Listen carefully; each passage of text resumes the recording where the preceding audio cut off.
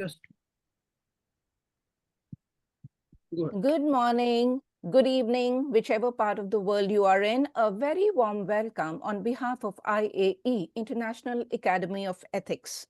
Today, May 27th, we welcome a dynamic duo, Jaya Siva Murty, an author with a sizzling hot thriller fresh from the oven, with her counterpart, Sri Ram Bhagavatula.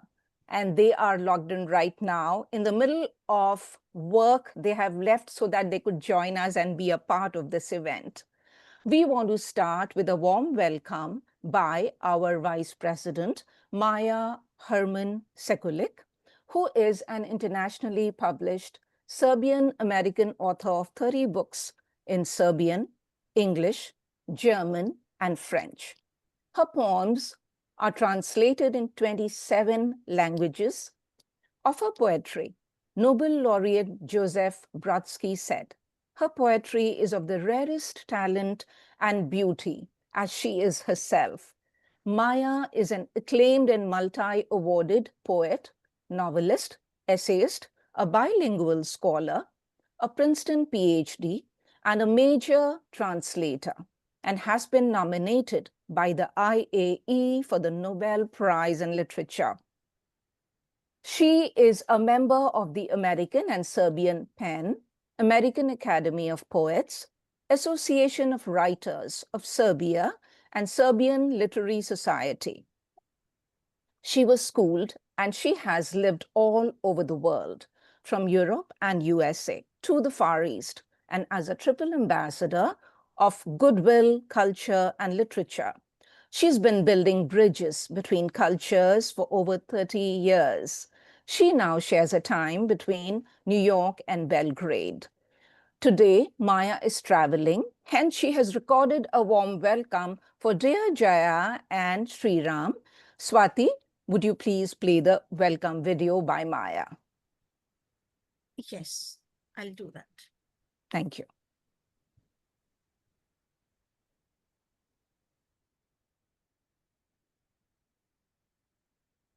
Give me a second, please. Sure, no problem. Take your time.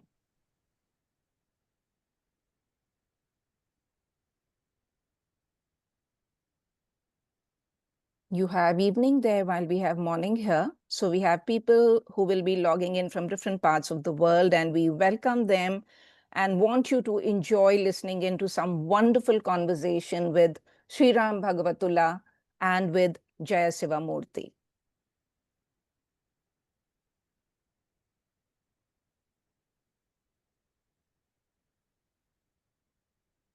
And while the video is getting ready, I would like to share with you that we would also be launching 3 books at the end of the interview and a conversation with our dynamic duo, Jaya and Sriram.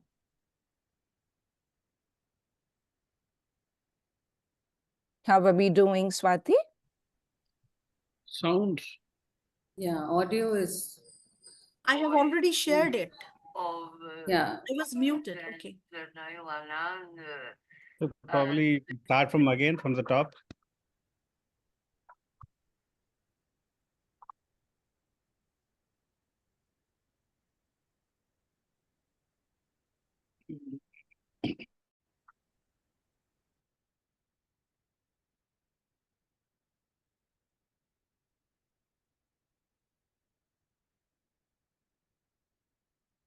In case there's a technical glitch or volume concerns, do you want to add that later? Along the way. It is already There playing. is the Okay. Ecticadia 1 and 2, which is the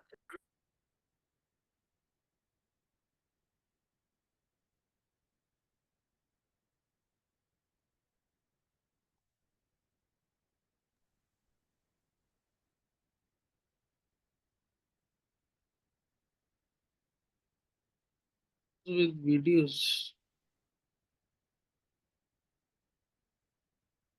Not audible at all to me. and well prepared Rupa Rao. So I hope to join you along the way on this journey. All the best, Maya. for you all the love. Bye.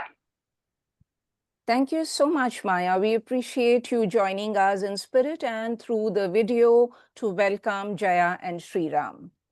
So Jaya, let me start with you. Jaya Siva Murty. She is an author, an editor, content specialist from Visakhapatnam in Andhra Pradesh. She began her career with copywriting for prestigious ad agencies such as Triton, OTS Advertising in Hyderabad, where she has handled national accounts of brands. Her creative fiction has been published in magazines such as Savvy, eFiction, and her articles are published in dailies such as Times of India, Deccan Chronicle, Economic Times, and she's worked with Vizag magazine as a deputy editor for a decade and has also written for brands in the region. She currently works as head of communications for Bhagavatullah Charitable Trust, an NGO in rural development. She has authored 2 books. Her ebook titled Canvas of Dreams, which was published, I think, 13 years back, and her second book, like I said, is fairly newly released. It is The Curse of the Vedic Code, which was published recently by Readomania. And she also conducts training sessions on writing for all age groups. My first question for you, dear Jaya, is, you were born, raised, educated in the Nawabi, Lucknow, and then you moved to the Nawabi, Hyderabad. Tell me how much of the Nawabi-pan has influenced your life, your living, your thinking, and your writing? I'm sorry, I'm having some issues with my camera. I don't know, it's acting up. So Okay. I hope it's okay if I talk without the camera. Is that okay? For now, Or yes. do you If want it me to works, log in great. from another device? It's okay. If you want Okay. to go ahead and talk, that's perfectly fine. Otherwise, if you want to log back in, that's fine too. Okay, so so growing up in Lucknow, I think has largely influenced my life, and because the kind of community, the friends, and the exposure that we have in Lucknow is very different from Andhra Pradesh. So yes, that has played a large role in my writing as well, because it has reflected in my personality, the Nawabi culture, and the love of people there, and the beauty of the city, and so the community, the closely knit community that I was brought up in. So yes, so that has played a significant role in my writing, and I think it reflects in the stories I choose to tell and the way I narrate it. So it's more older and out there. I feel that's what it has led. What about from Lucknow to Hyderabad to living in remote tribal and rural villages and finally moving back to Visakhapatnam, which is not a small town, but a bigger place? So how did your thinking change when you moved from your parental family to a family which is involved in different kind of, may I say, vision and the kind of value system and the work they do? Yes, Rupa, it was quite a shift because so Lucknow has this Nawabi culture, as you've pointed out, and then Hyderabad is also a big city, and it's a beautiful city. And from there, usually, so my idea during those early years was, I should move on to a bigger city and have a bigger life. And there, so there I got married, and the first place we started to live in was a tribal village called Rampachodvaram.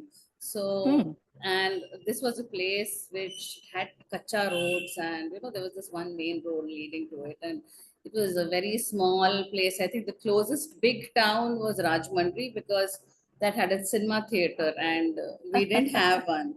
So, so I think it was very fascinating. So I was also very skeptical as to how I would handle that shift from going from Hyderabad to a small village.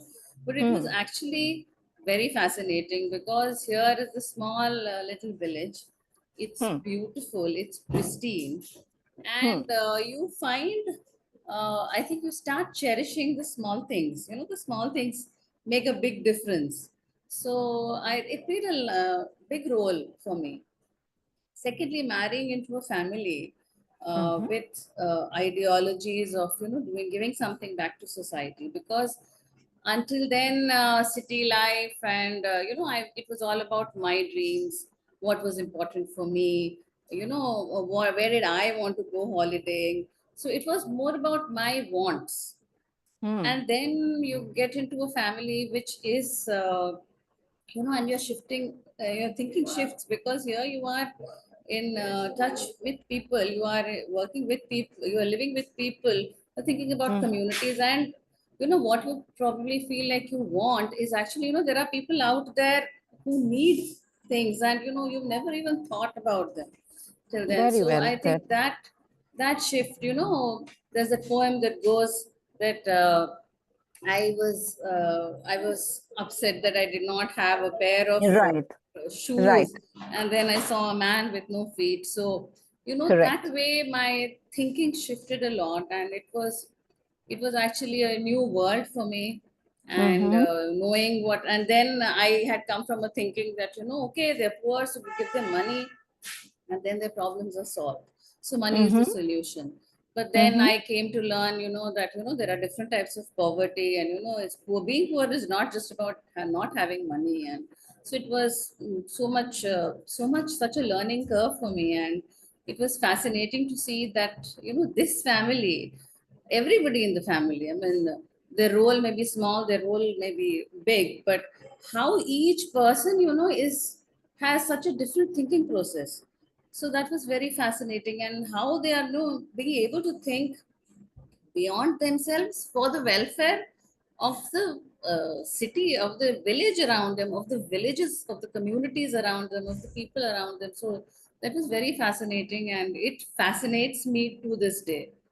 And it So, is inspirational, and Jaya, it's when I hear inspirational, you and I would see all these completely. people coming up and, you know, sharing their stories of, you know, how they were on this brink of desperation, not knowing where to go, and then obesity was a beacon of hope for them, Mm-hmm. and it has shown the way for hundreds and thousands of people.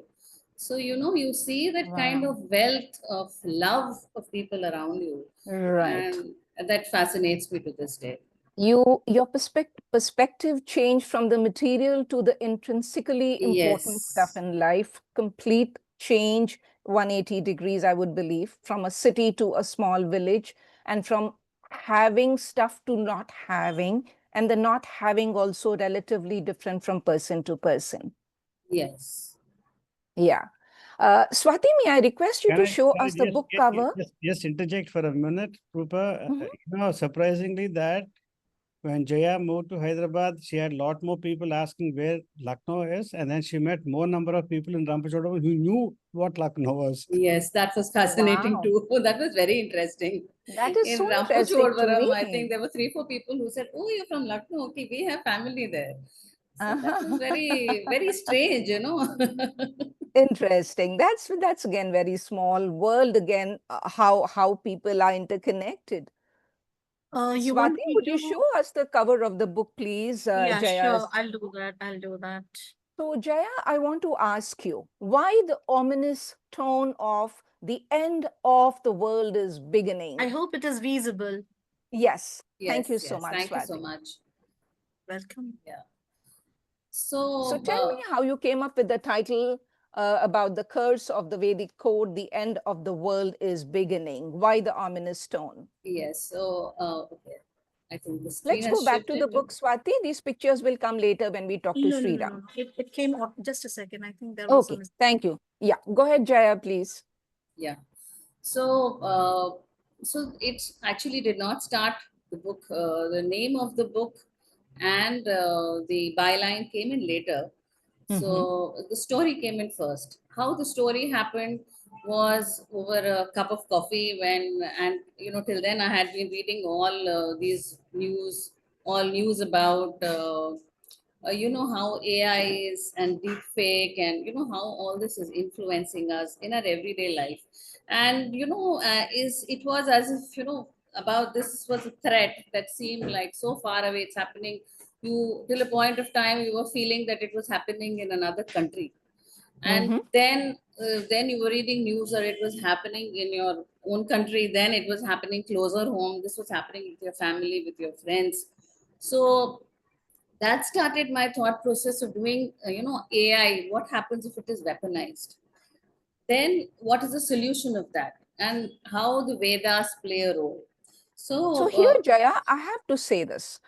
For someone who was raised up north in Lucknow, then moved to Hyderabad, you marinated and married beautifully the ancient Vedic knowledge with the futuristic AI and brought in global names and characters with different features and personalities and actually seasoned it to create this book.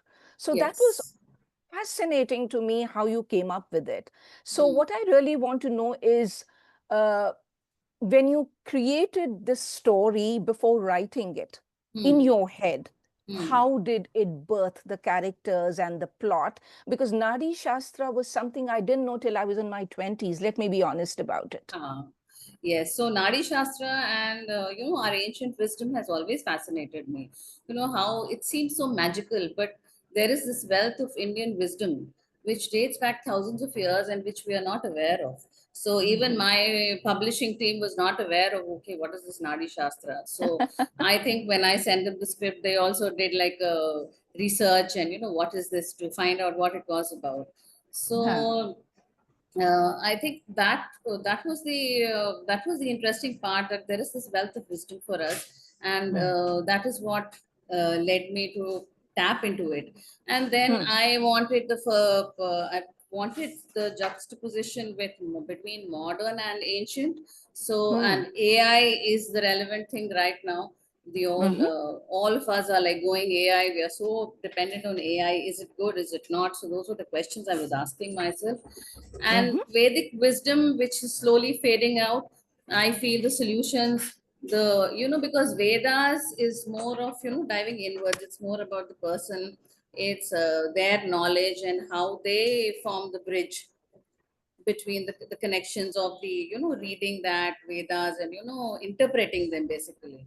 So I felt that what would happen if it is weaponized, if the Vedas, the astrology aspect of it could be weaponized, and then what would happen? So that is the thought I started with. And very interestingly, Rupa, the story, I mean, the characters, I didn't have to rethink their names. So the story just started in my head. When it started, started to write it down, and slowly in a couple of chapters, I'd written a couple of chapters, and then I plotted the entire thing. And it was as if you some stories you take your time to you really work hard to make the pieces fit. But Right. this was one that just it had its own flow right from the start, and it was very fascinating for me, as if there was something divine guiding me. So that's what I In felt. fact, when I was reading it, Jaya, I have to tell you this. I have to admit, I don't have the book in front of me to hold it up for you. And Jaya, you're not visible for me to ask you to hold it up. But we see the book cover here. And what really I have to say stands out is the ease of read. It Okay, so flows. It just Sriram has flows. the book with him. Sriram, please hold it up for us because I don't have the physical book with me. I think, Swati, can we show Sriram holding up the book? Is that possible? So, In Jaya, that case, we will have to stop showing this. remove the cover. Yeah, sure. Yeah. Let's remove the cover from here and show Sriram holding his wife's book and with pride. We see Jaya, we don't see Sriram, do we? All right, Sriram, thank you for holding up the book. Sir needs to unmute yourself, sir. Okay, Sriram. No, I'm just saying. Yes, Sriram, hold up the book. Thank you for holding up the book and tell us how proud are you of your wife's book #2 and the fact that it's a thriller. What's your contribution to it? I stayed out of way. I love it. You did the best job any spouse can Yeah, do, that's staying all. out See, of the way. yeah. Best thing is to not be in the picture. Just like, okay, that's what it is. Best contribution. So, Great. Thank you. Thank you, Sriram. We will come back to you. So, Jaya, we don't want to give away the plot of the thriller, but from your first book, which was a romance, how did you come up with a thriller? And are you basically a person who likes intrigue or romance? Where is your head at? I really enjoy intrigue because creating a thriller has its, I mean, it has its twists and turns. So I like storytelling which has its twists and turns. So Mhm, intrigue is always very fascinating for me. And I wrote a romance to start with, and romance was also fun. It was mhm, so I had my first book was Canvas of Dreams, which I had done with mhm, Indie Reads Publishing, which is a Canada-based publishing house. So that was mhm, also a very interesting journey. It was a learning journey for me because till then I had no idea, of the longer format of writing. So how I had to mhm, keep the character's voice intact. I mean, third person, first person, that intact, and the character mhm. arc and the timeline. So it was very interesting. It was a learning curve for me. Intrigue has always fascinated me. Those are the kind of books I read. But Did it take more research, more work because there was actually information about the ancient yes, science in this yes. book? So there was very little available online about Nadi Shastra, and Correct. I reached out to people. I reached out to astrologers. I spoke to people who had gotten their Nadi read, and Mhm. then they gave me their experiences. So I wanted to get my Nadi read. I was, but I really did not go for that because I was worried I might be end up biased with that information. Yeah. So I interviewed people and I spoke to people and I told them this was what I was trying to do with the story. And so I took their feedback and incorporated it and read up as much as I could about AI and about Nadi Shastra. So that was very interesting. I came to learn so much because when I had Exactly. started to write the story, there was Right. very limited information about Nadi In fact, Shastra that that's I my had. question to you because you've been out book signing at different bookstores and you have been talking to people about your book. You've been interviewed multiple times. Do you find a lot of people are uninitiated in the knowledge of Nadi Shastra and they are interested now and more people want to learn about it? Do you think that is the case or no? Rupa, very interestingly, I met both kinds of people. There were people who did not know about much about Nadi Shastra. There were also people who told me that, it was as if the book had chosen them. So Wow. they said, it gave me goosebumps when I heard that because Uh-huh. there was this lady who said, that somebody in her family, some nephew had somebody had passed away, and Hmm. before he had passed away, he had gotten his. It was a couple of, I think, 6 months before that, he had gotten his nadi read, and Hmm. the pandit, the person who had read his nadi, said that he doesn't have a long life. Oh my So, God. and it so happened that she came to know about my book on the anniversary of his death. And she was like, Hmm. when I saw that Nadi Shastra and, on his birthday, something like that. So, a date close to them. And when she Hmm. saw this and saw that, she said it was as if the book chose me. So I Wow. just wanted to read it, and it was so that gave me goosebumps. As if I think the book does choose its readers. So that it And the has book reached out. chooses its writer too. So Yes, that I'm book glad chose this you, chose Jaya. me. And we are so proud of the book you've written. And I think it's fascinating. We would love for people to uh, get inside the book and enjoy, devour it with the kind of deserved attention, because not only are you learning about a thriller or characters, but it's about Nadi Shastra, which is such an important part of our culture, our history. And it's kind of sidelined somewhere. And I'm not saying we need to believe in everything you come across, but it's something fascinating to learn about. Yes, and I So believe that. congratulations, Jaya, on your book, and tell us what's your process and what is next on the cards for you. So the process is basically I write in chunks. So I'll just when I have an idea, I'll just close myself in a room and I'll keep writing for a few hours. Or Okay. and additionally, I do keep some papers with me wherever I am, or my phone with me in the Hmm. kitchen or whatever I'm doing. So whenever because ideas come at the most random times. So Right. I'd like to quickly jot it down. At 2 a.m. I'd get an idea and I just jot it Right. down on the paper. So that was my process. It was a very random process. I have a very erratic one, nothing very methodical, but it was fun. And Wonderful, wonderful, Jaya. We wish you the very best with a thank wonderful you, Rupa. book. And we want to see what is coming up next and keep us posted. And we would love to Definitely. meet again here and talk about your next book, Jaya Siva Murty. Thank you, Rupa. Thank you. It's been wonderful talking and Oh, meeting all of Lovely you. catching up with you. And Dr. Saab, आप कुछ कहना चाहते हैं Jaya yeah, जी को? I have a question for her. We are very actually proud of Thank ourselves you so and much. her also that she is with us. While reading about this and listening to it, just a question erupted in my mind. You have talked about Vedas. Vedas talk of knowledge, and AI also is a store of knowledge. How will you compare the two? Yes, that's a very interesting question. So, I think the comparison between these two is Vedas is more of a internal learning. So you have to master the Vedas. It's a very, it's an inner, you dive inwards to learn them. AI is you are just experiencing as an end user, you're just experiencing it. You ask a question and it gives you an answer. So while Vedas is an internal knowledge, it leads to internal development. I feel is external. And Vedas improves you as a person, it sharpens your intellect. I fear that AI will dull your intellect because of the dependence on AI. For now, we're depending on it for the smallest of things.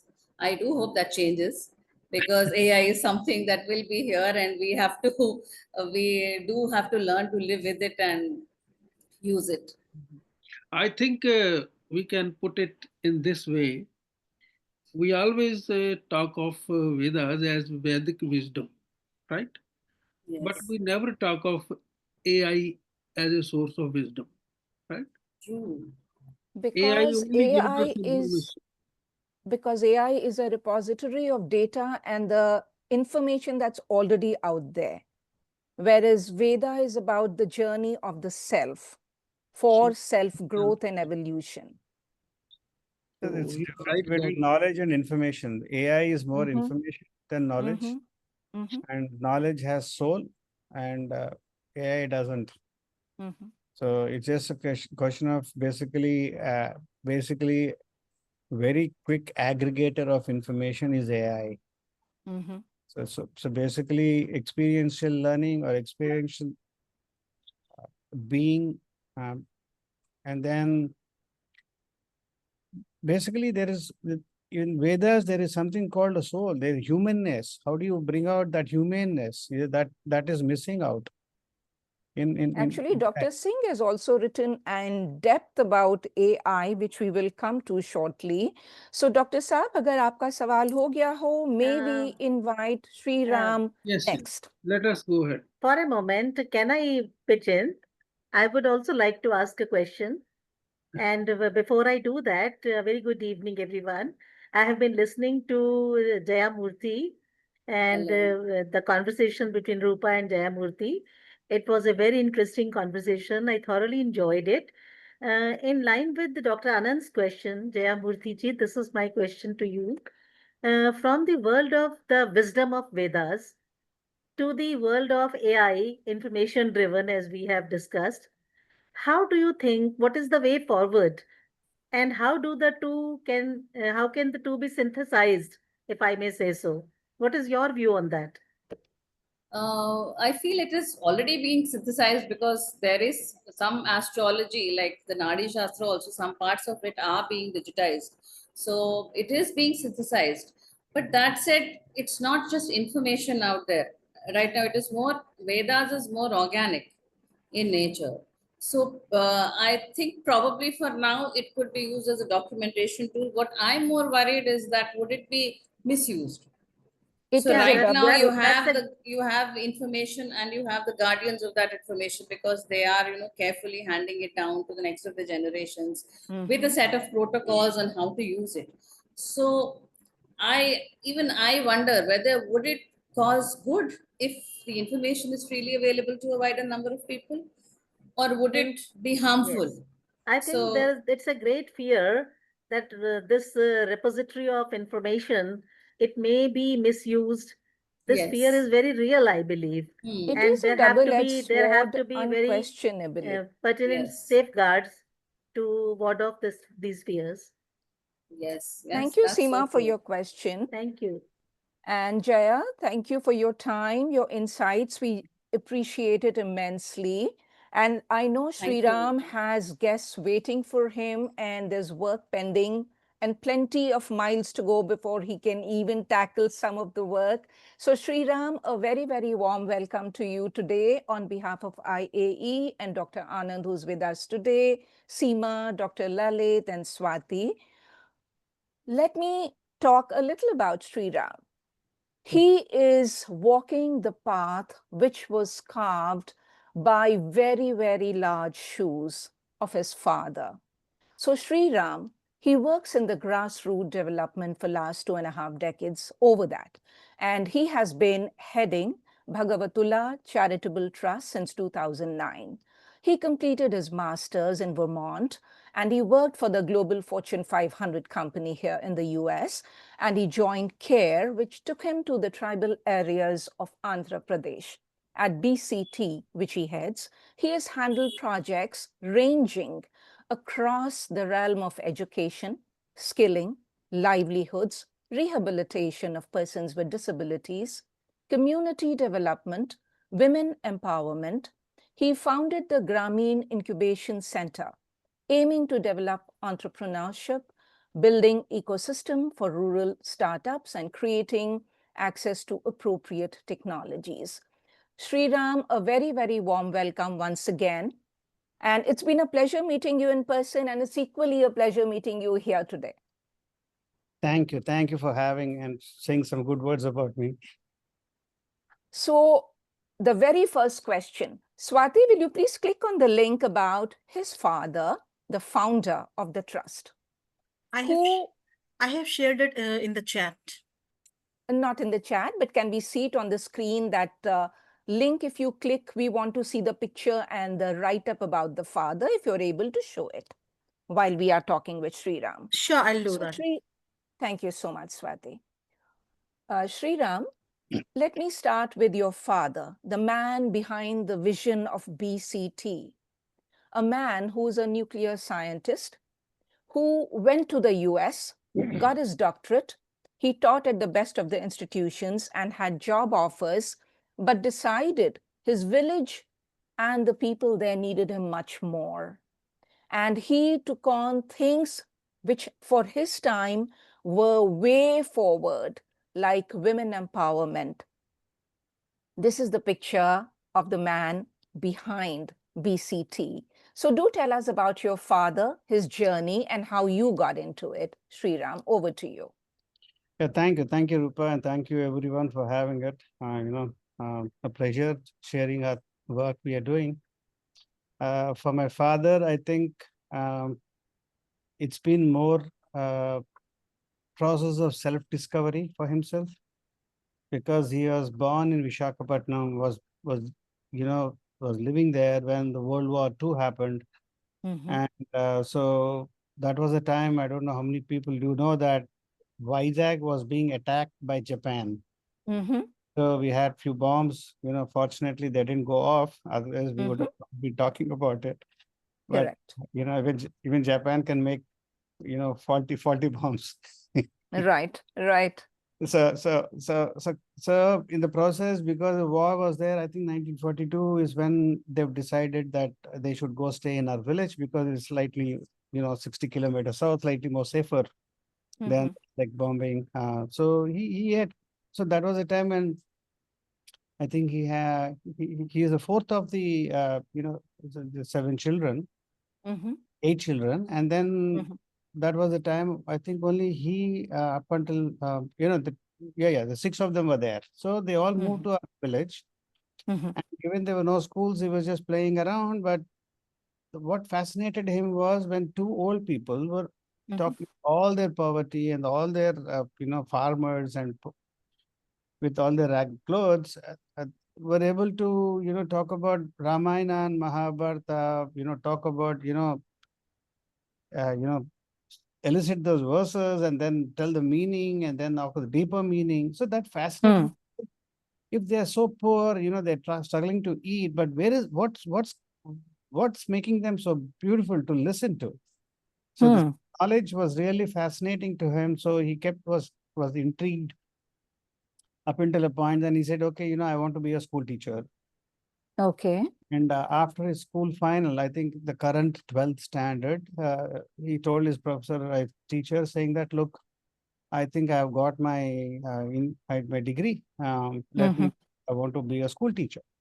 So then schoolmaster said, look, Parmeshwaram, the world doesn't look what you're doing, but world will talk about what you left behind.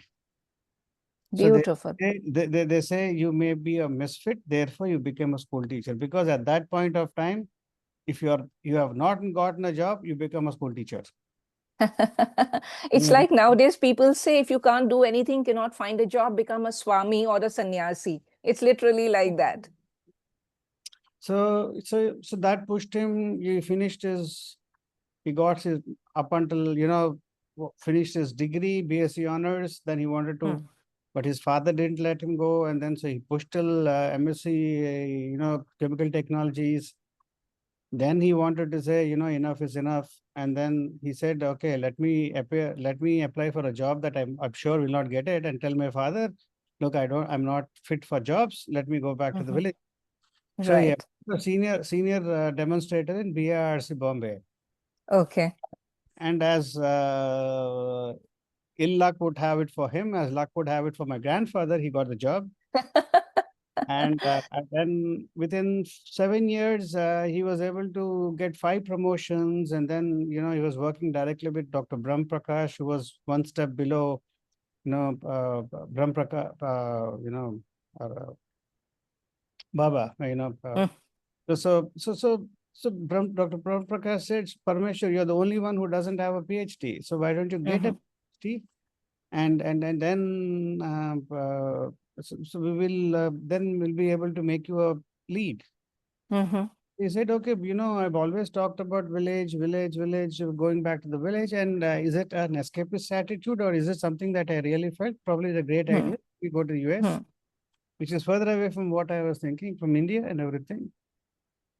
So that's when. Did you freeze? Did we lose you, Sriram? I thought I was there. No, he is there. Like I can hear at least. Yeah, he's audible and visible. Oh, great.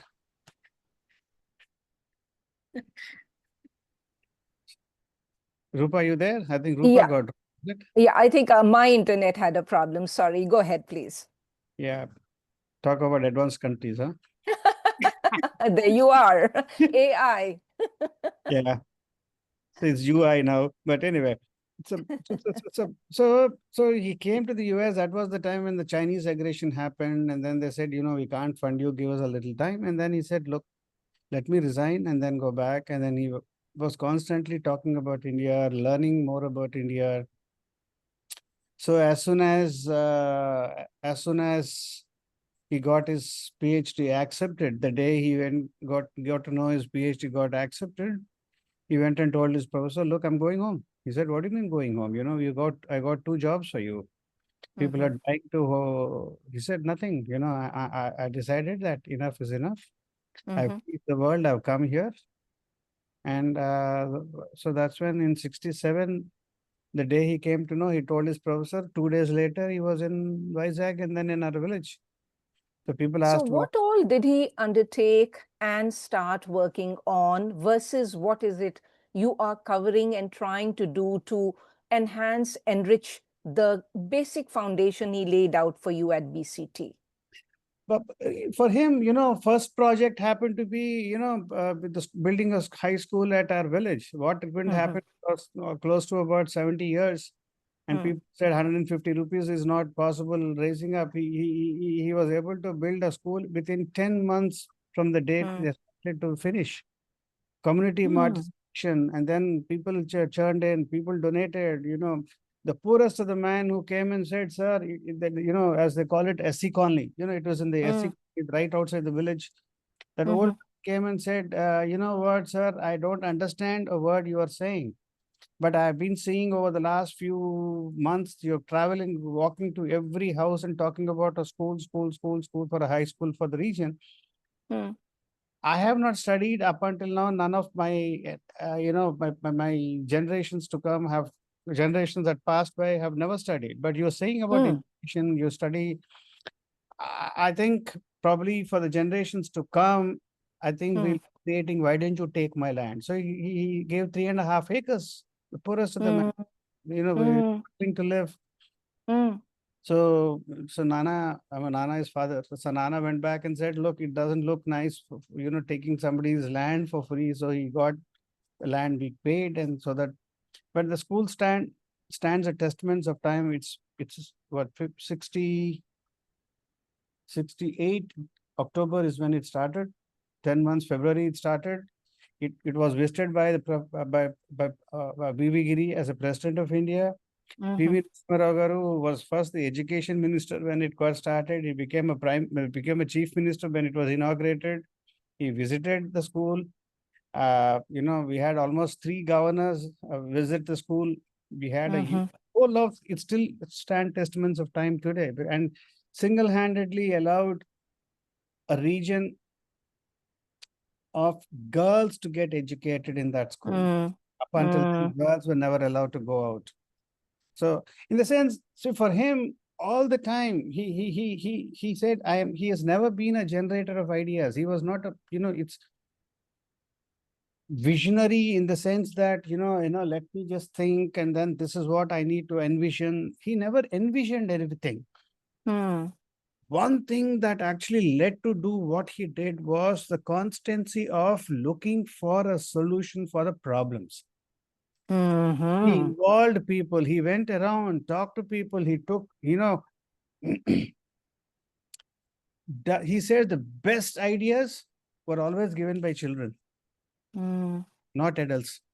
Every time we have a high school. So he used to make kids sit and he used to talk to the kids and say, what is a solution to the problems we are having? So constancy of finding an answer. So, and if you look at the continuum of projects at BCT,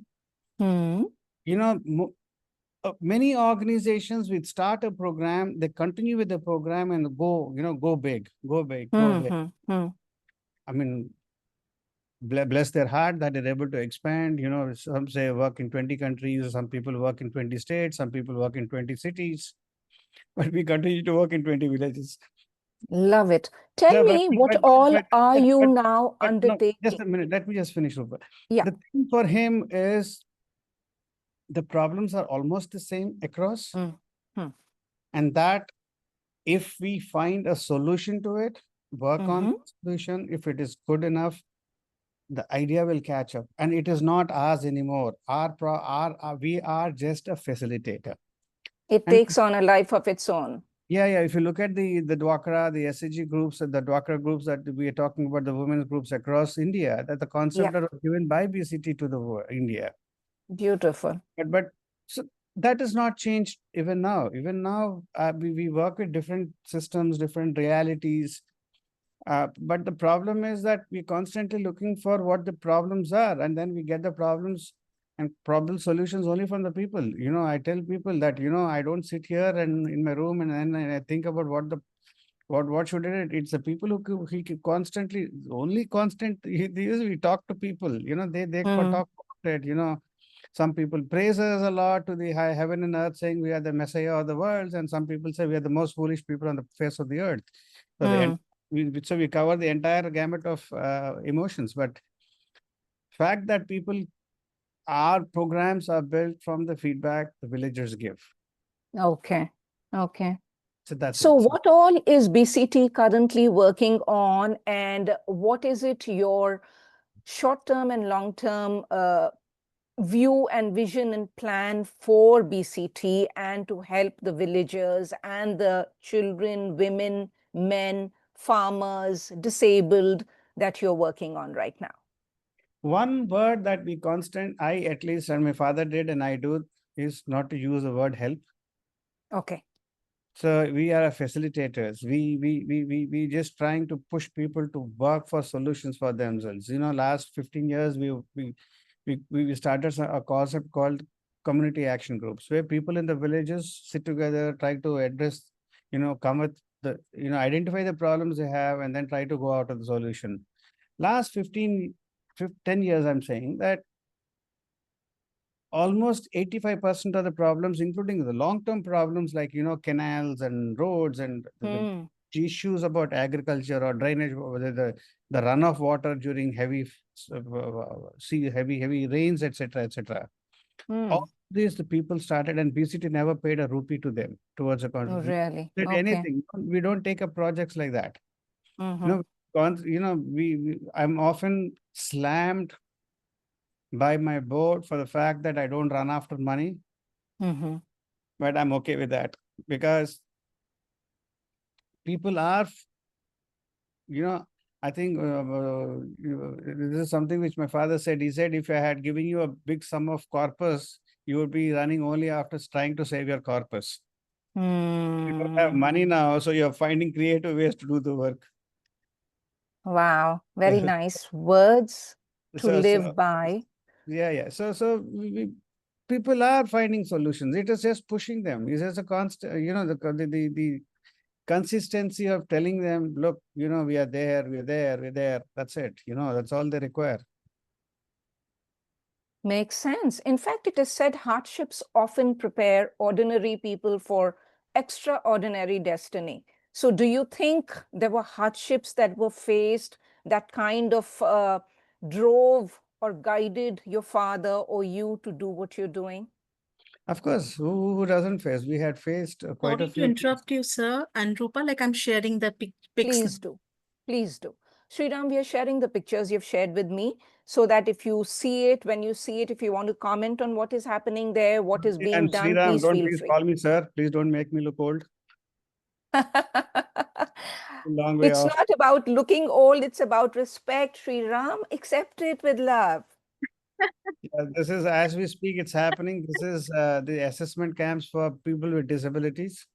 Right. We work with the whole gamut of issues, sectors, not issues, sectors. We are in education. We run a rurally biased education that gives them academics, vocational education, and also teaches them how to be change agents. That is education. We forget we interchangeably use academics and education, but two are very different. Right. So this is Right. part of the assessment camps that is happening as we speak. Okay. The next picture, Swati, please. That is my wife's contribution. Yeah.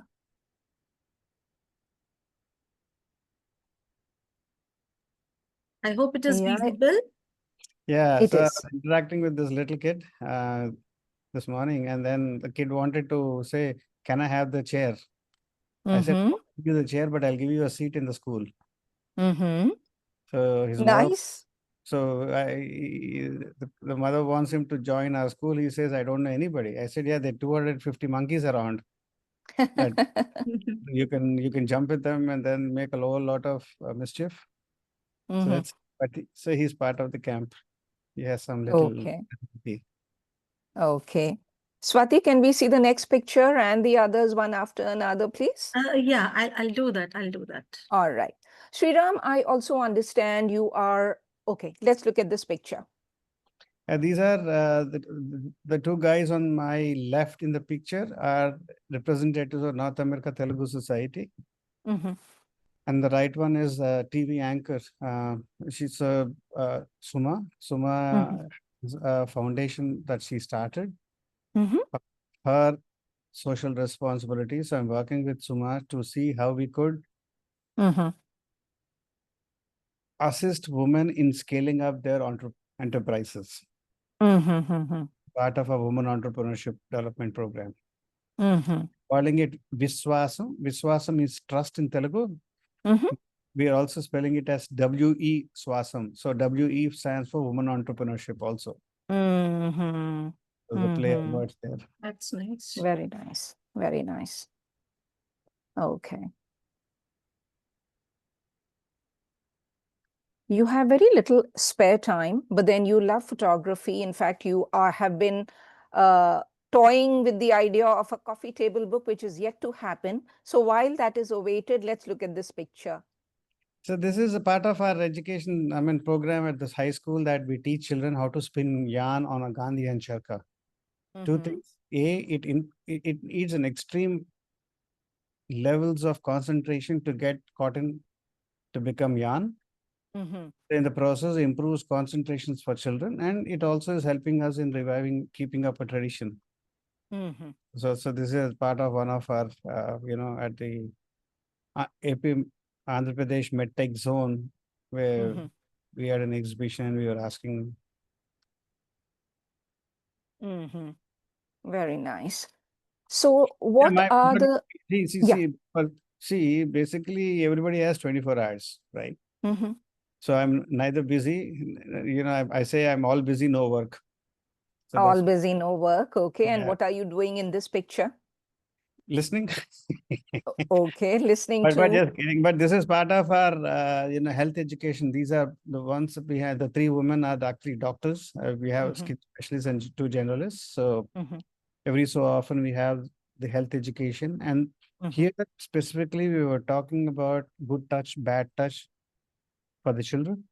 Which is worldwide, globally an important issue for children. Correct. All For ages, start adults, them young. Yeah. Right. And then later, after that, the girls were given education on menstrual hygiene and personal hygiene by the school. So part of our, quarterly health checkups. So tell me, Sriram, what are you wanting to do next that you are already not working on? Good questions, don't have answers. I know one of them is definitely your photography and coffee table book. Yeah. Photography. I was saying, basically, it's just a question of a priority. It's just a question of, you'll always find time. I continue to take pictures, but I'll be it with my phone rather than a camera. But I don't consider phone as a camera. Just for capturing that moment is I use that. But it's not the serious photography. And a lot of people, phone photography is phone photography, but I leave it at that. For me, it isn't. Okay. But here we were having a talk. I'm addressing the staff of our new program called Sustainable Livelihoods for Farmers and the Challenged, where we are working with 4,000 farmers. I've been working with about 400 people with disabilities, and also looking at, for the first time, which we never looked at, was on rights advocacy. So this is the second year of the program, so I was going through them about instantly what we were talking about, Vedas, and looking towards self. Just talking about, we had a serious discussions on SWOT analysis of program, project, as well as self. How do we link me? And that is what my interactions with. Wow. Swati, are we through with all the pictures you have? Not so. One more to go. Okay, thank you. So this is recently, this is with IIM Visakhapatnam, they're having one of the programs with Small India Development Bank of India, SIDBI. A bunch of entrepreneurs and startups. They're getting mentored by IIM Visakhapatnam. So as part, because of our Grameen incubation, we are the only incubator in India that is rural based and working for rural areas. Wow. Okay. So giving them a perspective that they don't have is because general notion, most startups are urban based, and the problems that they identify or the solutions they look for are very urban centric. So through Gramina incubation, I've been working on this concept called enterprising Bharat, bridging rural urban divide. We look at creating, because urban, I'm not saying all urban is bad, all rural is good, but each has its own advantage. But how do we leverage our greater advantage for a better, more impactful work?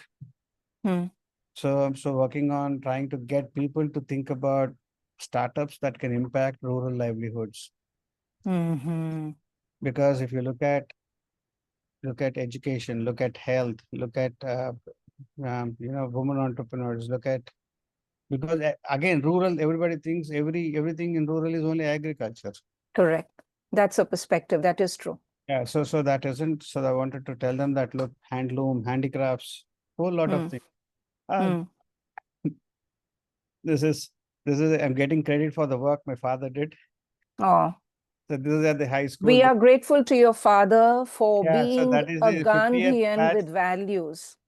So 74 and 75, 10th graduating from the Dimili High School they wanted me to come visit and talk to them, and this was a surprise. They said, "Sir, I would like to felicitate." I said, "I don't get into felicitation process." He said, "So we just thinking of your father and then giving you." I said, "Then I'll take it."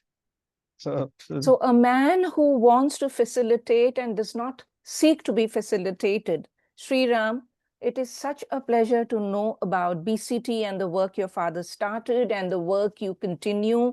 And filling those huge big shoes is not easy, we know that. And much as you say that it may not be a vision per se, but problem resolution or finding solutions to problems which exist and going to children for finding out what the plans, the solutions, the problems are, sounds absolutely impressive to me. And meeting someone like you is impactful to all of us. And before I thank you formally, I want to talk a little about Dr. Janelle Anand, who will have a question for you and also thank you for being here today. So Dr. Janelle Anand, who's actually just now completed 12 epics in 2 volumes, he stands as a colossus in modern epic poetry, rivaling the productivity of ancient bards while addressing contemporary concerns. Wow. His place in world literature is that of a visionary poet-philosopher, revitalizing a classical form with modern relevance and cross-cultural cultural resonance. The addition of the sinned against, from siege to salvation, and the anticipated suffering's favorite only, strengthens his claim to greatness, positioning him as a potential equal to Tagore, Goethe, or Milton in the pantheon of literary giants. Dr. Anand's legacy as a transformative figure in world literature, bridging past, present, and East-West traditions, appears increasingly secure, with his influence likely to deepen as his work continues to inspire and provoke. And the reason, Sriram, I wanted to share this before you leave for the day from the platform today is because he's someone who founded IAE, International Academy of Ethics, and he believes in goodness of society and brings together poets, writers, artists, people like you, Jaya, and others who are right now here. So over to you, Dr. Anand. Any questions for Sriram? So you're on mute, sir. Dr. Anand, unmute करें आप. It has been very, impressive to know you. And I think it is not possible without divine inspiration to accomplish all these things, what you have done. What I am worried about, or what I think, is how to replicate this experiment. and how to continue it for further generations to come. You may be having some plan about that. Sir, I always said this before, and I continue to say it and continue to believe it, that if the work that we are being doing at BCT is ours, I think we are being stupid, because there is so much of divine interventions. There's so much of goodness, because there's always somebody willing to help us. At some point, it's only just that it's called synchronicity. I don't know if you have heard this. There is a book The called beautiful word. No, there's a book by Joseph Jaworski. I think it's a great book to read, where you think, some random person, you may be in Rome, and some random person comes and helps you with something. If you go back and then see, it's not random. It is connected. There So are no accidents. so therefore, it is absolute. I tell people that I've been lucky to be born into this. My father's side, we are 24 first cousins. 24 from my eldest cousin sister to my youngest cousin brother. Everybody, without exception, had a chance to work for BCT at some point of time. And Wow. yeah. So at some point they have worked. My father's siblings have also worked, and it's just that I've been very lucky and endowed to be, for whatever reasons that I'm here. So I don't, it's like, it's easier for someone to take from 60% to 80%, but rather than from 10% to 60%. So I think I ride on big wings of somebody else. So, and then I want to also like to say is that the philosophy of BCT, people asking why have you not expanded? When my father was actually traveling around US in 1990, talking about India Literacy Project and literacy as movement of people. So he went across India as well as the US, telling people, you also have something to give back to your society, to your motherland, right? Wherever you are. Please do it from where you come from. There are some people always like to do it. Sometimes your time is money. You give your time, money will follow. So if at all we start to take small interest, we don't have to do great things. It is culmination of small things that get into the greatness.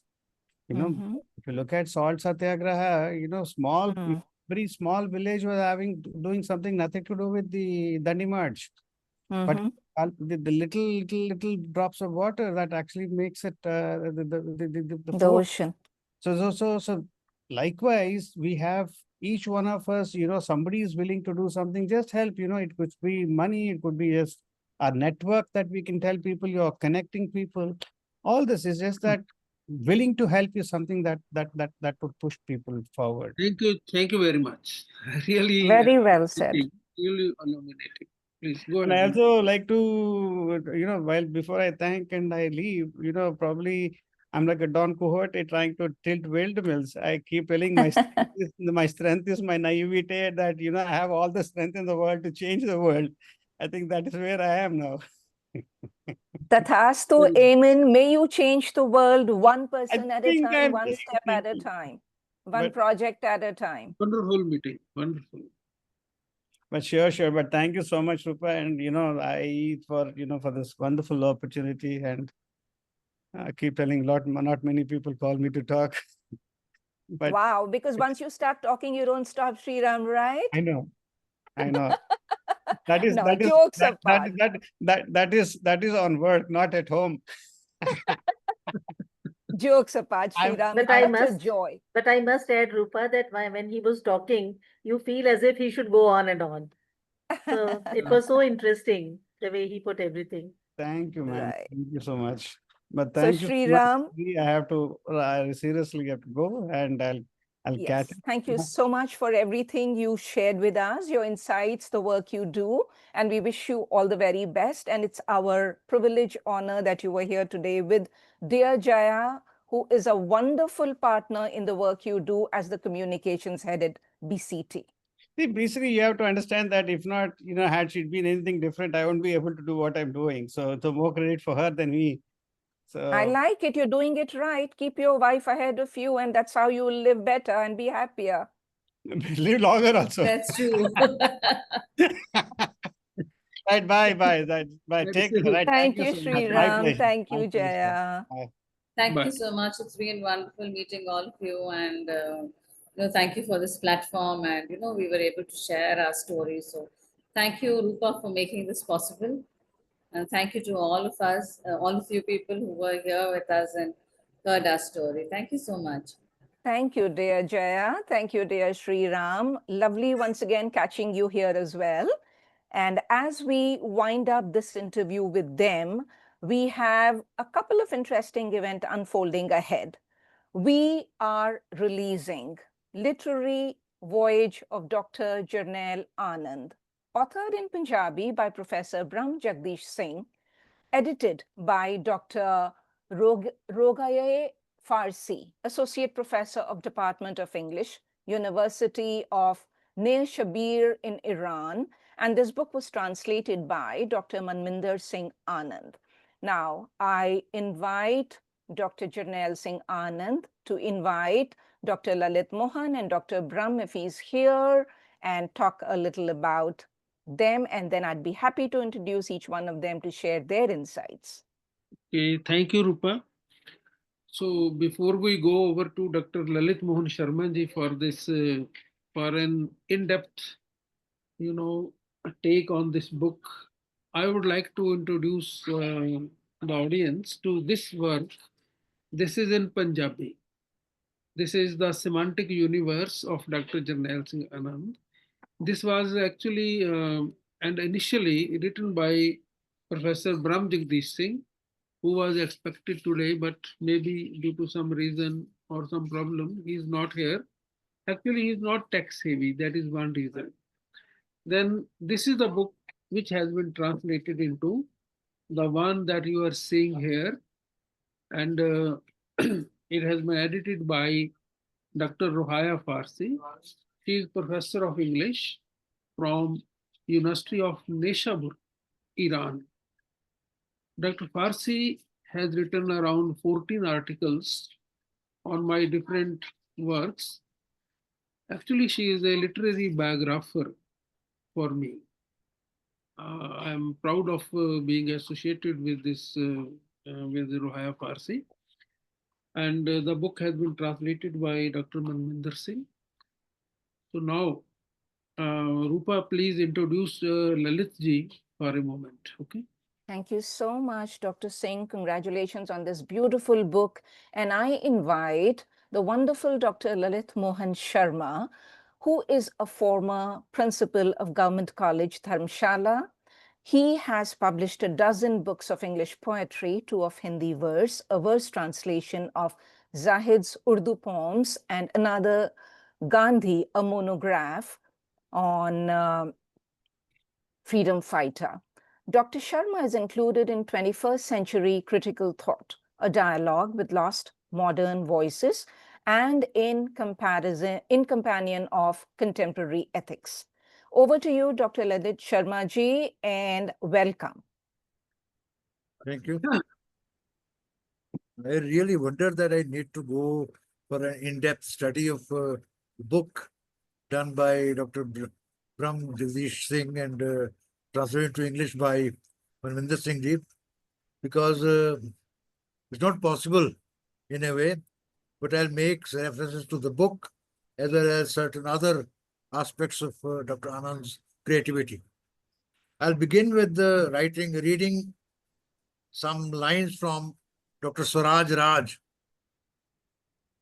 In our age characterized by repeat of knowledge, people from wider social responsibilities, and immersion in the virtual world of multimedia glare and glitz. I hope I'm heard. Yes, you are.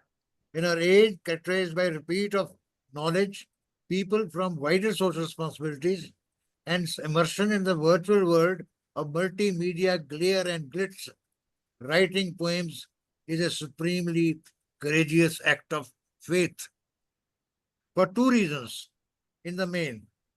First, the poet's engagement with life is an act that obviously militates against culture of immersion. And second, the poet's awareness of near absence of the implied reader. Readers of poetry are really a vanishing tribe. Leaves the poet in a state of intellectual vacuum.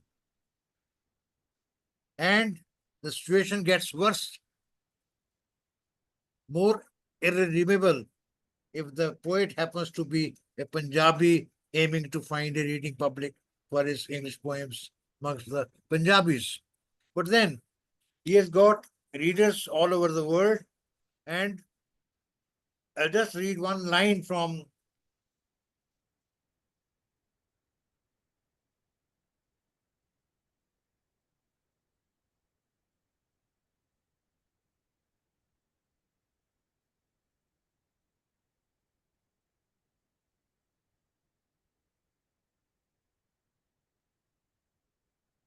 what does he do? I'm reading a line from Dr. Harish Narang, former GNU professor, linguist, and translator. Janal Singh Anand knows how to formulate a proposition effectively in English, something not many English writers possess, despite there being lakhs of them writing and publishing today. So we every other day run into people who publish books, keep writing books. Just because they know English, they start writing English. And he's the one who has been able to do something which is not expected of a man. I mean, he has done it in a brilliant way. That he has gone to the epics of English literature. He goes to Dante, Divine Comedy, goes to Milton, goes to Canterbury Tales, goes to uh, the Plague, which is, of course, done by Sophocles long back, and then later Camus in a novel.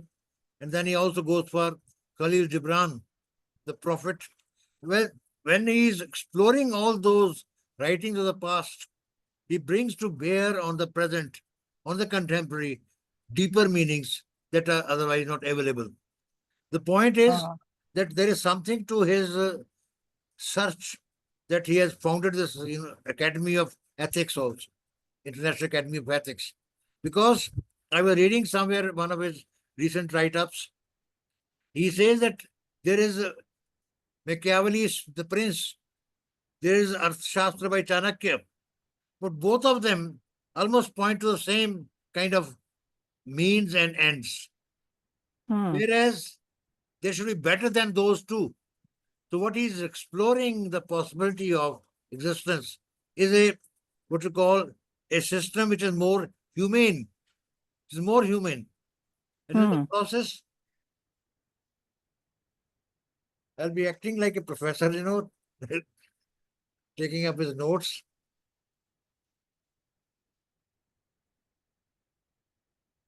We don't hear you. I'm not speaking right now. Okay. Now, note that some people read his question actually, that why Mr. Anand is so much after the ethics in the present times, that, and I find T.S. Eliot confirming it. He remarks in one of his essays that all times are corrupt. All times are corrupt. Battles are fought in every age, won and lost and won again. How human world of natural innocence and abundance of changes into the one governed by selfishness and aggression. Prophets, philosophers, poets, visionaries, leaders of men have time to time brought mankind from the brink. So here is Dr. Anand also trying to pull man from descending down the precipice, from drowning in the whirlpools of doubt and shallow reason or even technology.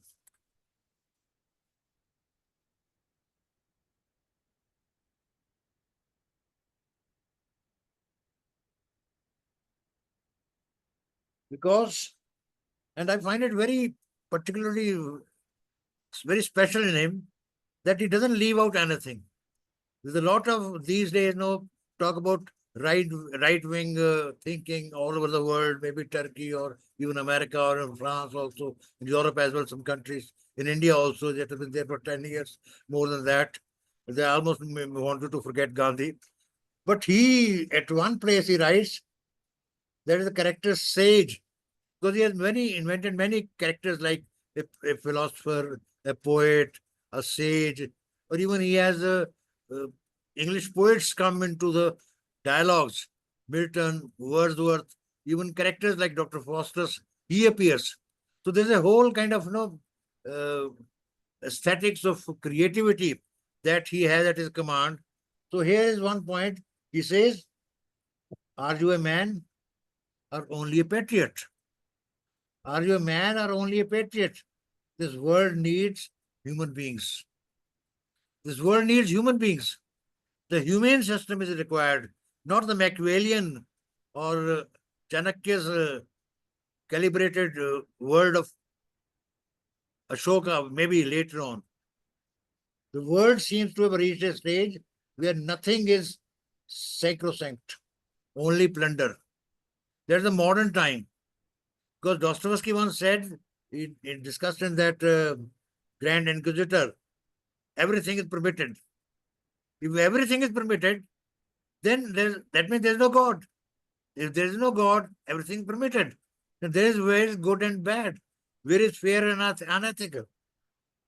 And modern times, some modern times we feel many writers or many authors complaining that it's all everything is lost.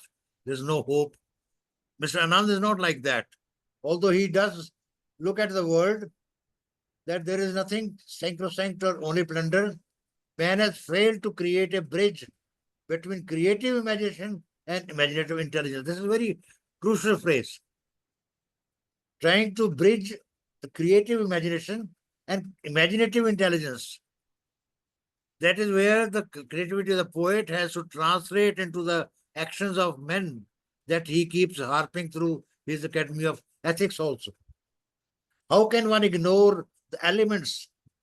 He is a very staunch environmentalist. He talks about rivers and trees and uses metaphors of birds to tell us about the kind of environmental, ecological kind of damage we are witnessing. Has not man learned from the pride of Sisyphus, Lear's rashness, or the blind aspirations and ambitions of a Macbeth or a Faustus? So he has to do all this.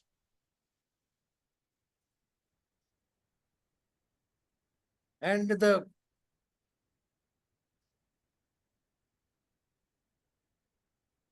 Dr. Brahm,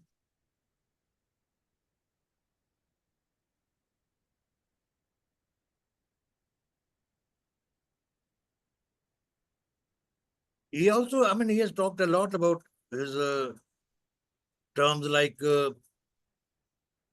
he is not in favor of literature, but he says it's filtrature.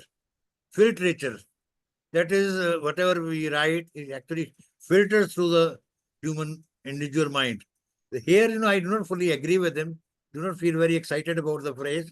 But what he has done to Derrida talks about deconstruction. And Dr. Anand, as Brahm Jagdish brings out, he has talked about reconstruction. And the writer acts as a kind of nurse to build up an experience into a reconstruction experience for the reader to follow. He also has a concept developed which is called biotext, which is again a kind of term, literary term, which he has used and almost invented. That of course, in some way, it goes nearer that moralistic, it's against formalistic reading. But the biotext term, in a way, has some alignments with the archetypal or psychological criticism as well.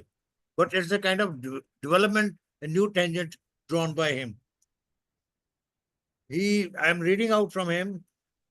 The literature which underlines the idea that events and thoughts were filtered through the consciousness of the poets and authors. And what comes up or remains as literature is only that filtered information to us. But I think there's no other way literature comes to us. I think that's the clear thing. And not only that, he has written in English. He's written in Hindi also, personally know that. He has done about half a dozen books in Punjabi poetry also. And Dr. Brahm Jagdish has done the singular work of trying to bring his English writings to the Punjabi reader.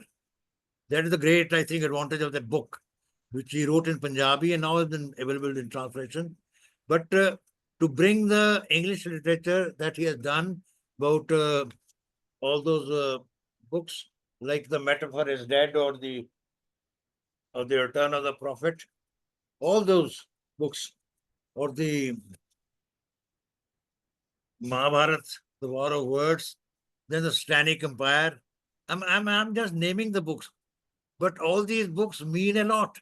I mean, one full book you need 200 pages to read, and they are not just prose; they are lyrical, and such lucidity marks his lyricism, his poetry as such, that it is very use of simple words. Stannic Empire is a huge book, 200 pages plus, I think, but there's never you have to consult a dictionary. Such simple words are used, and such a lyrical stanzas are there, and progression of thought is there, which is only, I think, a master of poetry could do. So such has been, his achievement that I believe Dr. Brahm Jagdish has really done good job, and we contemporaries cannot fully judge him. Sometimes we are more attached to him or to this kind of poetry as such, and we may not be able to pass on a judgment. And some people who do not agree with him, they may think that, well, he is talking about Eve and fall of man or forbidden tree. They may not feel very may not feel very comfortable with those even. But then the point is, it's another 50 years maybe that you'll get to know where he stands. And the amount of work he has done, I think writing he has done, is tremendous. It's not humanly possible, I think. I mean, we talk about 150 books, but I think there are a lot many creative books. 50% are creative. Not only the big epic poems. I mean, one writes, Milton wrote Paradise Lost, Paradise Regained. That's the end of it. Wordsworth wrote the Prelude, which is the most almost unreadable. We have read some books, and even Paradise Lost also not read by all of our teachers in English. We have not read all the 12 books. But to go on to write canto after canto, canto after canto of Stannic Empire and one thing I've done detailed study of the books like Metaphor or the Master. The cantos are very well structured poems. Poems are not just loose canons. They are very structured. Architecture is involved. Where to place, what thought, what feeling, that is also part of his mastery. So in this brief kind of talk to you, I think maybe, I don't know if I can really justify, but one big advantage is that he has, Mr. Brahm Jagdishi, brought his English writings to the reader of Punjabi, but also it's being translated into English, I think makes kind of comprehensive, although very brief, because the book is very brief. I think it's not very detailed. You have a couple of pages on metaphor, a couple of pages on plague, I mean, a couple of pages like that. Whereas a lot more can be written in kind of trying to uncover the deeper meanings of the book. So hats off to him. I always say that when we get at conferences. I'm not wearing any hat today, but I've intentionally putting on a hat in the conferences where I take it off to salute his creativity, his comprehension of the contemporary scene, and his commitment to human values and ethics, and trying to explore all these through his books. Thank you all. Dr. Thank Saab, you so much. please show up the book which you have. Yeah, thank you. Thank you Here's so my much. book also latest. Done a dozen books as a Go latest ahead, book. go ahead. Congratulations. Indeed. Congratulations to It both will of be, you. it's hints and culture, hints and guesses. Very nice. Congratulations The to you phrase as from T.S. well. Eliot, where Eliot says in 4 quarters that there are only hints and guesses. Hint, half guess this incarnation. There are only hints. Congratulations indeed. So Dr. Anand from a hint will create a whole epic poem as such. That's the reality. Thank you so much. Thank you so much, sir. So, You have said a lot, and I really appreciate and feel obliged. Thank you very much. no, sir, no, it's all my pleasure. Thank you, Lalitji. And we want to invite our wonderful editors, Dr. Savita, Professor Seema, Dr. Manju, who've been waiting patiently because we are also releasing Ethicadia 1, Ethicadia 2, World Poetry Conferences 6's Poetry of Compassion, the 3 publications brought out by IAE on the occasion of 2-day interdisciplinary international conference on culture, values, and ethics at Dr. Ambedkar College in Pune. So, Dr. Anand, you want to invite Dr. Manju? Yes. Dr. Manju Chauhan. She is a professor of English at Chandigarh University, Kadua, Punjab, and a very senior, talented cultural artist, lover of culture, lover of literature. Please come on, Dr. Manju, and say something about this work which you have edited. Thank you, sir. Thank you so much. Thank you, Rupa ma'am. It's such a nice feeling to have you here and to share the platform with you. So, yeah, first of all, I would like to thank Professor Janel Singh Anand because, sir, it is because of obviously, sir, that I got such kind of good opportunities, awesome opportunities, I would say, to go through these papers, the papers which have been compiled in this book, Ethicadia Volume 1. And it was really wonderful to work with Anand sir. Because before that also, there was one more book that was Where the Angel Fear to Tread. That was also a wonderful book, which uh, like I went through and I wrote the introduction of not introduction, it's a kind of like preface. So I wrote something about the book, and it was really a wonderful experience to write about the book. And yes, then I got another opportunity of compiling this Ethicadia. So there were so many papers, and most of the papers, the research papers, were addressing the modern concerns, the modern, the values which are deteriorating in our life, in our society. And there were certain papers which were really worth reading and worth learning.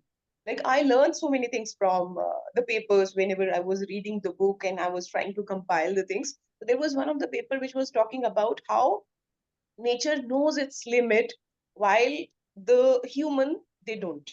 So just like the paper was talking about how the trees have knows the limit, the nature knows its limit, like the trees have a particular height and after that they would stop growing. The mountains also would have a particular kind, like this, that much of height, and after that they would stop growing. But the humans, they do not know where to stop, and this has become the cause of all this destruction. Obviously, we now in the modern time we are sitting on the heap of gunpowder. Already recently we have seen that kind of terror of nuclear weapons. So anything could happen to us. So at such a time, whenever you have these kind of research paper which are full of wisdom, you really feel so good to go through these kind of things, and you really feel as if, whenever you go through, whenever you compile such kind of a book, you feel you have become wiser. And I suppose this is something that proves that you are growing. So really it was a wonderful experience, and I would like to thank Professor Anand for the same. And for sir also, I would like to say that I have never met the person like him. because every time, like once we had a discussion, and then he was asking me that I should form a group, and he wanted to have an interaction with the budding poet, the students that I have there in the university, because really whatever he has addressed, once whenever he went to the university, he delivered a lecture in front of the students were mesmerized, and it was really so important. The way he was talking and what he was talking about, that was so wise. People and the student, they really understood the value of literature and poetry, and the concern that raised, those concerns were also really needs to be raised by someone, and he did that. So I am so thankful to Professor Janelle Singh Anand, and rather I would say the entire team, because there are so many other people also. So I'm so thankful to sir that he had given me this wonderful opportunity. Thank you so much. Okay, thank Thank you, you Dr. so Manju much. Chauhan. We are really feeling blessed with your presence. You are so nice to be, because she was up to 7. She was in the college. She was traveling from her college. So busy. Even then, I see she finds time for literary activities, for cultural activities. So nice of you. I want to make a mention here that these books, Ethicadia 1, Ethicadia 2, and WPC, Poetry of Compassion, these 3 books belong to 2-day interdisciplinary international conference of values, culture, and ethics, which was held at Pune, Dr. Ambedkar College, Pune. And it was orchestrated by Dr. Savita Patil. She is here with us. We will soon invite her. Um, Principal Dr. Arun Andhil, who with whom I interacted, and it was a wonderful function. He was a great enthusiast of the whole program, and when in the last speech that he gave, then we still remember what he said. He said, जैसे वो गीत है ना, तुझको देखा मुझे शायरी आ गई. He said कि सब कुछ सुनने के बाद मुझे भी पोइट्री आ गई. This is what he expressed, how he was impressed by this. So now we have, I think Dr. Shalini Yadav is not here. She was not feeling well. If she is here, please show up. All right. She Can told. we please call Seema Jain? She's Yeah, been waiting. yeah, She's yeah. actually not well, but then she was No, no. rejoined us. Please So invite can her. we please invite Seema Jain? I'd like to introduce her before she goes on and says anything, if she's got a minute to give me. Dear Seema, thank you for making time, although you're unwell, to sit through this and join and celebrate Dr. Anand's work. So Seema Jain is a bilingual poet, short story writer, translator, editor, critic, and ex-head Department of English, KMV Jalandhar. Seema is a recipient of many prestigious awards. She has 15 published books, 5 collections of English and Hindi poems, 2 edited books, a book of translated poems, 2 translated novels, and 3 edited poetry anthologies, 1 each for Sahitya Academy. She has been a speaker at Jaipur Literature Festival, Sahitya Academy, and SARC Countries Lit Fest. She is Associate Director at IAE, President Lit Spark, and MKM Punjab Unit. Her poems are globally published in about 150 anthologies. Thank you so much, Seema, for making time, being here, although you're unwell. Inviting you, please come on over. Thank you so much, Rupa. Thank you for accommodating me. Actually, due to some health issue, I was unable to sit, and that's why I requested you to call me before others. So, my apologies for that. And yes, first of all, I must congratulate Dr. Anand for setting up this wonderful concept, International Academy of Ethics, which is doing wonderfully well and organizing so many different events, including this one that has been hosted so wonderfully by Rupa Rao. And I was listening to the views of the two panelists earlier who were being interviewed. And after that, congratulations to Dr. Anand for the release of his book, which really calls for a celebration. His work actually needs to be celebrated. His stupendous and voluminous work that he has done. And coming to the anthologies that are being released today, Ethicadia 1 and 2 and Poetry of Compassion, these are the byproducts of the 2-day World Poetry Conference and International Conference and World Poetry Conference at Pune. So I was, taking care of the editing part of Poetry of Compassion along with my fellow editor, Dr. Sushminder Jeet. Though she's not here today, but I'm thankful to her also for being such a wonderful co-editor with me. And it was a wonderful experience because during the 2-day poetry conference at Pune, wonderful poems were presented on the issue, on the theme of compassion, ethics, and compassion. And then the poems were invited for this anthology. So I must thank Dr. Anand for all his efforts in bringing together so many poets in this anthology. There are about 80 plus poets, and two poems from each poet have been included in this anthology. And the poems, they are based on a spectrum of issues. They deal with so many different themes, from, you can say, the social issues, environment, then relationships, human relationships, and the importance of values and ethics in human relationships, and then war and destruction and violence, and gender issues, identity issues, and whatnot. So different poets, from young to old, to from new to the established ones, all have uh, put in their poems to bring this anthology. And I'm sure the readers of this anthology, they are going to enjoy reading these poems as much as we did while compiling them. We got to read such wonderful poems. That was an enriching experience and a reward in itself. So I hope that we have been able to do our job as editors uh, reasonably well. And I'm sure that we took care that there should not be any errors or typos. So I don't know, the readers will ultimately decide whether we have been able to take care of such issues or not. And our effort was to select the best of poems and to give them space in this anthology. So thank you, Dr. Anand, for entrusting us with this responsibility. And thank you for being such a great support, because initially, I remember when the submissions were pouring in at a slow pace, and we shared it with Dr. Anand.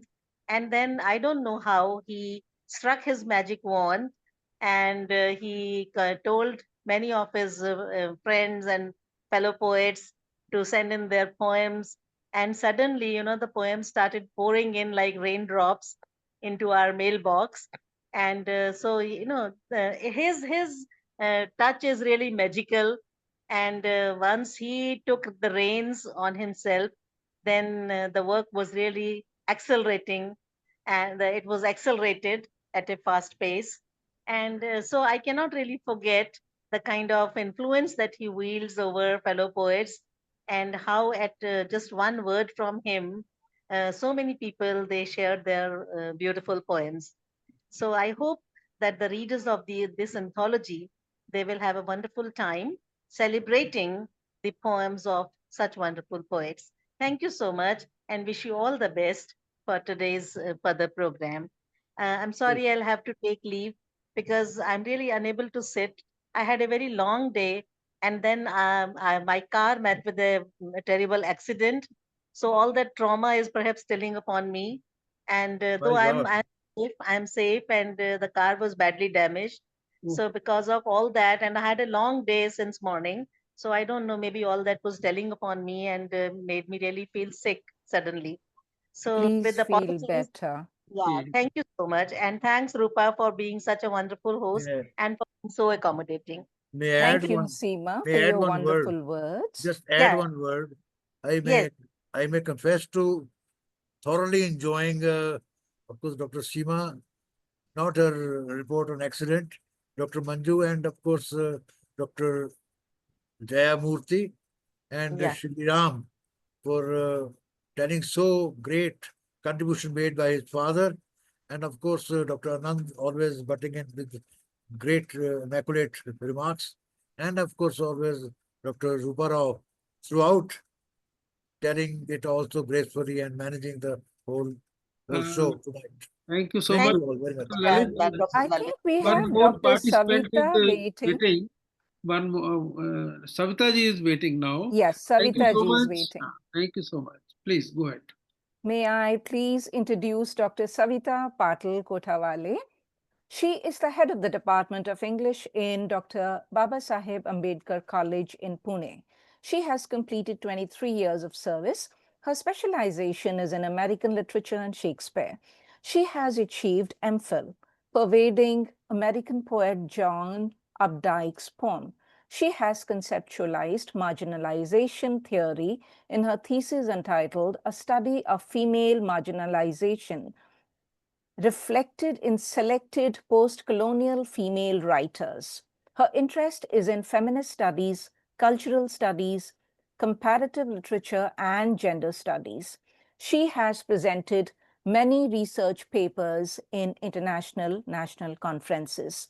Her poems have been published in an international anthology entitled Feel with You and in other leading magazines. She is a creative writer and published her short story in volume 2 entitled Voices from the Society. There are 8 books to her credit, and she is the managing editor for the books being released at Ethicadia and WPC, which are from the 2-day conference for the World Poetry Conference. Over to you, Dr. Savita. Thank you for waiting so patiently.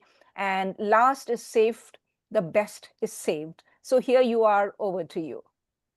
Thank you so much, Rupa ma'am. And actually, bear with me because I'm facing the technical glitch, so it doesn't allow me to switch on my camera.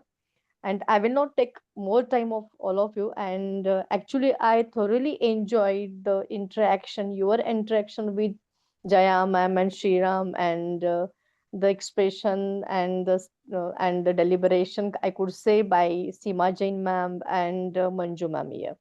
And of course Lalit Mohan sir, who wonderfully expressed the entire journey and entire canvas of Dr. Anand sir, which is really tough to express in words, but he really did it very well.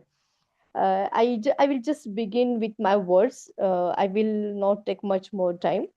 But at the outset, I must say that our collaboration with International Academy of Ethics, like my bread was buttered on both sides. So actually, the collaboration with International Academy of Ethics, like conquering the hub battle at first, I must say. The journey began with international conference, 2-day international conference, which was held in our college, Dr. Babasaheb Ambedkar College in Pune, Maharashtra. The theme was culture, values, and ethics, and it was never walking on cake. However, the journey became easy with the kind support of Dr. Anand sir and our principal, Dr. Arun Andhe sir. Actually, I was a bit doubtful about the responses of the research papers and its publication of the book. But Dr. Anand sir assured me, and he was absolutely confident and confident about the publication of the book.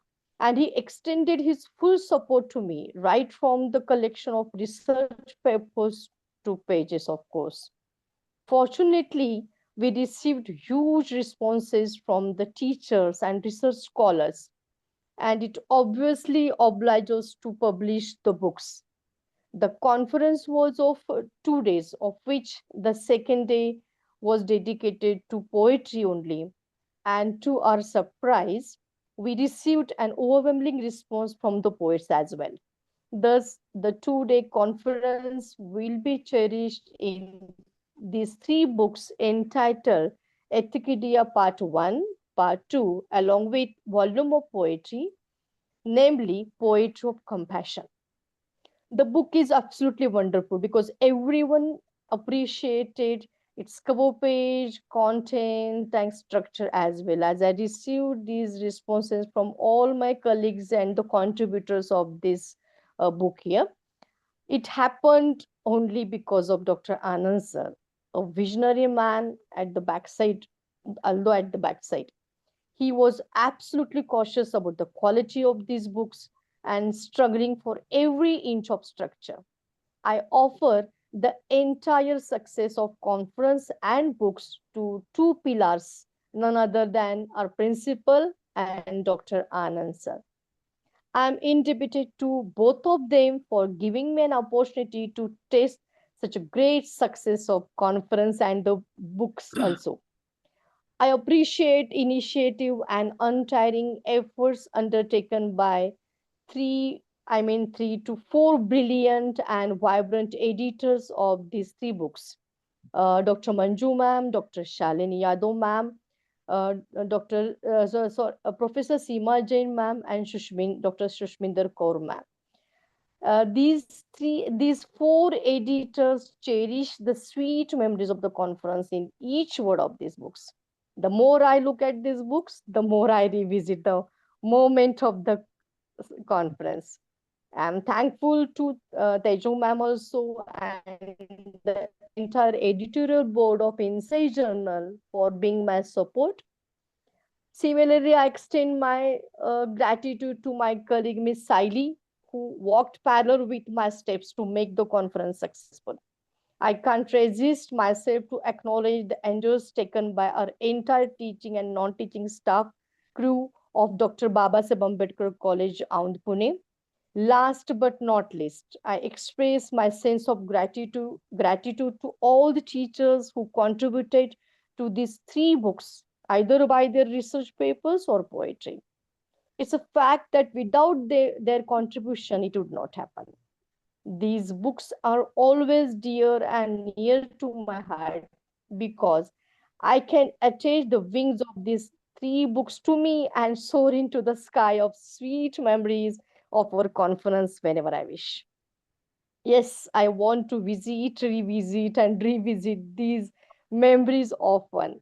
Thank you, Anand sir, and everyone for being with me and for being my fellow traveler on this voyage. And I'm sure that this book will be helpful for the students, the research scholars, the teachers, and everyone who wants to study the culture, value, and ethics there. And thank you so much, Dr. Anand sir, for giving me an opportunity to be a part of these three books here. Thank you so much, and thank you, Rupa ma'am. You really lucidly and very beautifully, very wonderfully, bind the thread of this event. Thank you so much, Savita. Thank you for waiting till the last. And most importantly, I think Swati Basu, our expert technical facilitator, made this event seamless. Without her help, we could not have done it. And Dr. Anand, will you hold up the books you have with you, which we talked about today? Ethicadia 1-2, World Poetry Conferences, Poetry of Compassion. And of course, the next time we meet will be Epicacia. This is Ethicadia 1. And this is Ethicadia Volume 2. Dr. Shalini Yadav was its editor. We miss you, Shalini Yadav, today. Poetry of Confession, whose editors were Professor Seema Jain and Dr. Sushminder Kaur. She is also here. So welcome to her. And I am thankful to all of you for being with us today. And I am thankful to Dr. Maya Harman, who was present through her video and gave good wishes to and warm welcome to our guests. And we are thankful to Ma'am Jaya Siva Murty and her husband, Mr. B. Shriram. It was wonderful meeting them and learning a lot from them. Apart from this, Dr. Lalit Mohan Sharma ji, you have a wonderful presence. So nice of you, sir. And I also appreciate your presence for such a long time. And apart from this, we had Dr. Manju Chauhan, Seema ji, Savita ji, Savita, who were just speaking. So I appreciate the presence of each one of you, and I will be failing in my duty if I do not mention the name of the Sutradhar. Rupa. She is the great spirit that binds the whole show and makes it highly meaningful so that it resonates with everyone. Thank you, Rupa. We expect more shows in future. Like we will, celebrate more people with extraordinary work that they have done. And I want to share with you very soon we shall be conferring our fellowship on the Vice Chancellor from Guwahati, Dr. Samrati Kumar Sinha. So that shows how our work is spreading its wings across the globe. So I once again appreciate and thank all friends associated with our work and certainly Swati Basu also, who doesn't appear on the screen, but Please come on screen, Swati, if you will. I'm really, I'm apologetic because it's not working. My video is not working today. No I problem. must thank Rupa because she has always encouraged by like giving a kind of inspiration as and when like I'm there. She's always mentioning me. It feels good to hear your name always. Oh, you deserve it. Thank I you for your request support. everyone present to go mute, please. So all the best now, Rupa. Thank you so much, Dr. Anand. Appreciate your IAE work and whatever goodness is out there, we talk about it. Dr. Manju, keep singing, writing, shining as always, and your daughter's following your footsteps, which is beautiful. And I see her blossoming. My blessings to her. And dear Swati, thank you for your work every time, each time. Without you, we cannot do it. And Dr. Anand, thank you. Congratulations on your wonderful book releases.